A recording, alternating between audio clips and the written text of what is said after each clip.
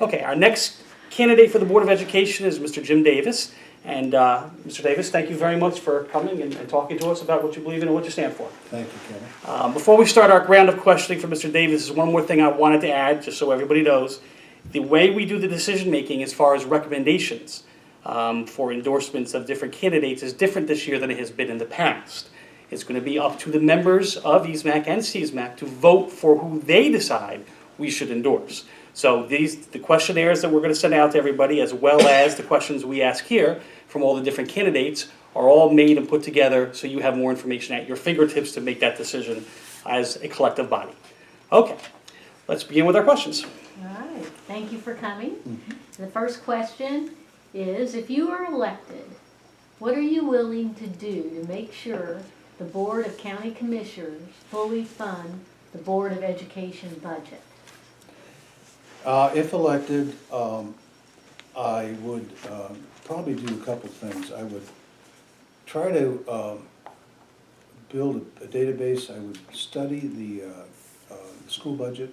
Obviously, I'd be involved in the development of the school budget. Then I would look at the salient things in the school budget that I think are very, very important to, one, maintain academic excellence. Number two, to make sure the teachers are fairly paid. Number three, possibly I would work hard on the security measures. That's very, very important to me. And number four, probably the most important thing is helping children that have special needs. So I know all the county commissioners.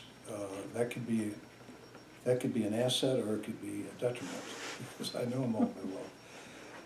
I have an MBA in finance, for example, so I understand the budgets. I had a fiduciary responsibility for the General Services Administration for a $960 million portfolio. Not a project in Washington, D.C.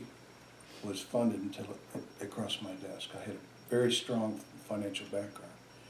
So having said that, if we were if the county commissioners were taking issue, let's say, with the salaries of the teachers, what I would do is I'd have hard data indicating what our teachers are getting paid vis-a-vis other schools in the local area or in the national area. I would also look at the capital budget. That's a major portion of our budget. We have about I think $210 million budget every year. So I would look at maybe looking at economies and how we allocate our budget. My background is in civil engineering. I'm a licensed professional engineer. So I could look at let's say the projects for new schools. I think there's talk of putting a high school in Hollywood. Well, I've worked with architects for 40 years, and architects are very, very talented, but they will build a Taj Mahal if you let them. If you want a $60 million building, they'll come up with an $80 million building. It happens all the time.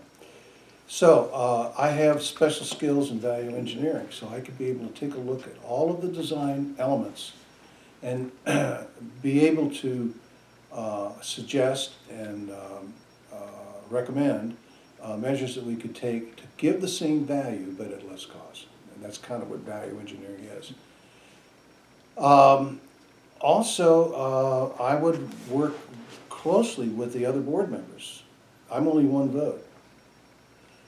So you have to have some leadership ability, and let's say 2 or 3 of the people don't agree with you on arguing with the county commissioners. And I have the persuasive capability with background and data. I might be able to sway a couple votes so that we come to the county commissioners a unified organization, trying to do what we can to bolster our funding and doing what we can to get what we need to run the schools. And the last thing I would add is that we got a wonderful school system here, and you get what you pay for. And while I could argue that I'm fiscally conservative, what trumps that is that I'm really committed to the kids. We can get into this later, but the children are our future. Thank you. Okay. Many school systems around us and in neighboring states have active middle school interscholastic athletic programs, where schools play each other in various sports. For instance, Calvert County middle schools play each other in soccer, volleyball, cheerleading, baseball, softball, and track. Do you believe it is time for St. Mary's County to develop such a program for our students as well? If so, what would you do to begin such an endeavor? Well, I do believe in what extracurricular sports or structured sporting programs within the curriculum. I played football when I was in high school the last 2 years. And I wasn't the best football player. I was on the varsity, but what it taught me more than anything else was being able to work within an organization and work within other team members. So I have strong opinions about how important it is that children have the necessary abilities to be able to work in some type of organized sports program, notwithstanding you, because I know that you're a coach. So how would I do this? Well, again, we're talking about the budget and the priorities. Superintendent Scott Smith said, I believe at the function we were talking about earlier, that it's a balance. You know, you have the taxpayers on one side and you have the needs of the school system on the other. So how do you project let's say a new cost for a new program and still operate within the budget constraints? That could be, you could do it one way, is cut some other program. Well, we don't want to do that if we can. Now, there is discretionary funding. As you all know, the Board of County Commissioners are by law have to maintain the maintenance effort from last year's budget. So we're really talking about the discretionary or the incremental costs between maintenance efforts costs and what you're proposing for the budget. I would do what I could to find allocations to support that program. Thank you. Okay, during the last school year, many St. Mary's County teachers have reported a significant increase in disciplinary issues, even among the young children, and a lack of school-wide consequences for violent and dangerous behaviors. What policies would you pursue to address this growing concern among our educators and support staff? Well, in terms of policy, I met with Tim Cameron, Sheriff Tim Cameron, just last week, and one of really the only subject we talked about was safety in the schools, and it's a concern for everybody. Just because Leonardtown's kind of a quiet, sleepy town, or the St. Mary's County, it's not immune. And I can recall, tragedy in Oregon with a town that was very similar to Lexington Park or Leonardtown. So we're not particularly immune to that. One of my friends, who's been a school teacher and retired but been there for years, I broached the subject when I asked him about how we can do a better job in disciplining the kids. Now, what he told me was, he said, Jim, he said, when you were in school and when I was in school, if you were disruptive, they grabbed you by the ear. If you were in a Catholic school, you'd get whacked with a ruler. I can remember in the 7th grade class in typesetting, one of my class students, it wasn't me, was picked up and thrown in the trash can upside down. And guess what? No more problems with him. Can't do that now. Well, what my friend told me is that disproportionately, the African American and minority students are getting disciplined more. And there are many cultural reasons, and I actually started studying on this just in the last month because I wanted to see cause and effect of why this was happening. And of course, I think it's mostly economic, that a lot of the kids come from either broken homes or they don't have the financial resources and they get disrupted. They lose the self-esteem. And one way to get attention is to be disrupted. So my friend, now, I don't know if this is true, but I believe it to be. Over the last 20, 30 years, what has happened is that because of this disparity between the different races, if you will, in order to make it fair, let's just make no discipline at all. Therefore, everybody's equal. And when he said that, my head hit the wall. I couldn't believe it, but it maybe made some sense. And so part of that is systemic. In other words, in order to make it fair, the school systems in general, I'm not saying St. Mary's in particular, are saying, well, what we'll do is we just won't have as much discipline. And then, of course, everything happens. Now, my friend happened to be 6'4", so he didn't have any trouble with his students.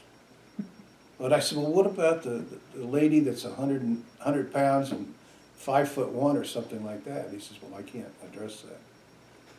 So the thing I would say in all of my studies is that, and what confirmed it was what Superintendent Smith told me last month. He said the children that don't require special attention, food programs, the children, African American kids, as an example, I'm not picking on them, but he said their graduation rate is higher than the average white kids.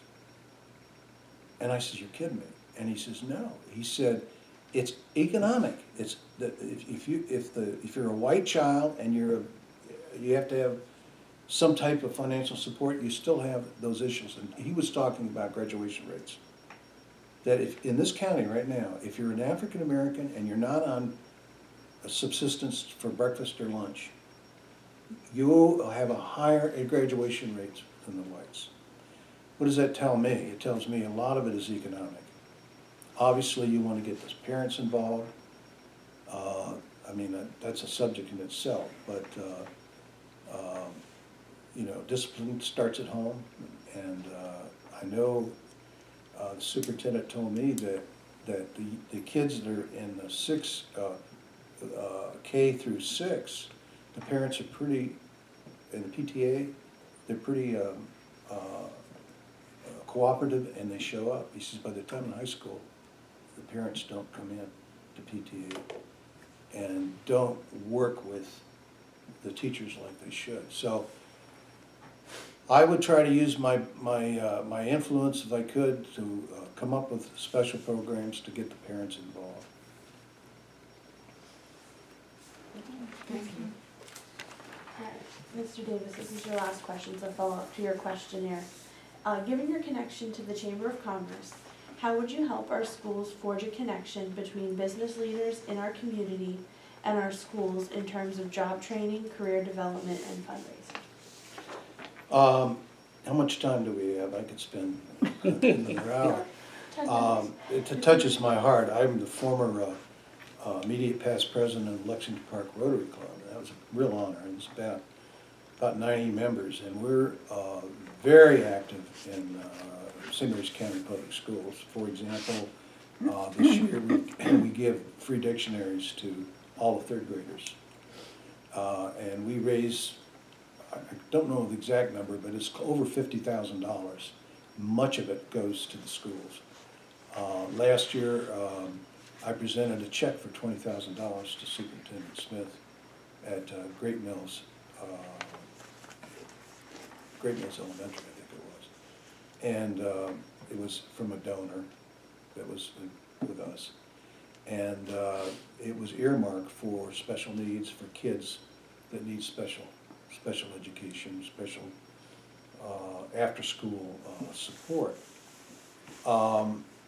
In terms of working with getting the other business communities involved, we also provide a scholarship to the teachers, Marco Polo. I don't know if any of you have gone to Marco Polo, but we give scholarships to the teachers. The Lions Club, which I also belong to, has a very, very active program in hearing and vision. Hearing and vision testing, and we don't, what we do is we'll test the kids, and if there is an anomaly or something, we'll direct them to a physician. So a lot of the local communities are working with the schools. A lot of people don't understand or don't know that. The Chamber of Commerce, what I would mention to the Chamber President is what's good for the school system is good for the county. You heard me say earlier that our greatest asset is our children. Well, a lot of the kids that get a good first-class education here end up staying here, and they go work on the base and so on. They're contributing to the community. They're contributing to the economic well-being of the community. So, in this questionnaire that you asked me last month, I was suggesting, maybe some fundraisers, the county fair, maybe the school, maybe you do it already, but, come up with a lottery or something like that, you could raise a lot of money. I know some politicians in the past have donated a gun. I'm not suggesting that the kids get a gun, but a shotgun, a lot of folks here are hunters, and he raised like $30,000, for a $2,000 shotgun. So there's things that one can do to bring about funding for the school system. Okay, are there any questions you would like to ask any of us? No, but I'd like to, are we finished? Yes, we'll finish with the questions. Well, I would just like to thank everybody here. And I would like to just kind of outline a little bit about my background. A couple people asked me, what's this old gray guy running for the school board? Isn't he kind of too old for that? Well, I'm proud to say I'm 77, pushing 78. I think the old 80 is the new 60. I feel really physically and mentally, I think I'm doing all right. I'm really committed to the kids, and when people ask me, why do you want to do it? I say, well, I want to pay back. I had a very successful career. I've lived very well. I'm married to a wonderful school teacher, Yulin, who was retired from Leonardtown High, and she taught music for 10 years at Oakville Elementary. I have a very strong background in engineering. I have 3 college degrees. My proudest thing I have is my engineering license, which very few engineers have. It means that when I design this building, or I build a bridge, or whatever I do, you can't build it unless I put a stamp on it. And so the state has got enough trust in me to put a stamp on that, well, I don't think this building will fall down. It's designed by Jim Davis. I've been very active, as I mentioned, and I was chairman of the Airport Advisory Committee for 5 years. I was selected by the governor to serve on the Board of Elections. I'm an active member of the Leonardtown and the Rotary Clubs. And when I say active, I participate full-time. I'm also retired, which gives me the opportunity to be able to provide enough time and effort to work with the schools. I'm not burdened by a full-time job. I'm also a veteran. I'm a Vietnam-era veteran, served my country proudly. I'm a member of the American Legion. I'm a member of the Fraternal Order of Police, Lodge 7 down near Great Mills. And so I've been very active and sort of giving back, and that's really why I'm doing this. It's very rewarding for me, I might add. And I'll just leave it by, kind of by accident. I answered an ad. They were looking for a college professor at College of Southern Maryland. And I looked at it, and the deadline was the next day, so I faxed it. I got a phone call from Dr. Japutra, and he hired me on the spot. So he said, what can you do? Put a PowerPoint and just make up some subject matter. And be prepared to make a presentation. So I'm going through and telling them how great I am, you know, and I've done all this, and by the way, I'm a pilot. I'm a certified flight instructor, so I've been certified for over 50 years as a pilot. I've never lost a student. For a plane. For a plane. Well, that's what you get, real feedback, you know, from their children. And so, anyways, he says, well, what can you teach? I says, everything. And he says, well, your background's engineering. I said, well, yeah, I can do that. He says, well, what else can you do? I said, I can teach anything. I can teach history, economics, finance. He said, well, you don't have degrees in that. And I says, well, I read well. And so I ended up in the 5 years teaching all those classes. Finance, economics. The only thing I didn't teach was history, which is my favorite subject. So history is, you know what Santa Anna said back at the turn of the 20th century, the 19th century. He said, those that don't remember history are doomed to repeat it. And it's such a true statement, because it seems like we keep repeating ourselves over and over again if we don't learn.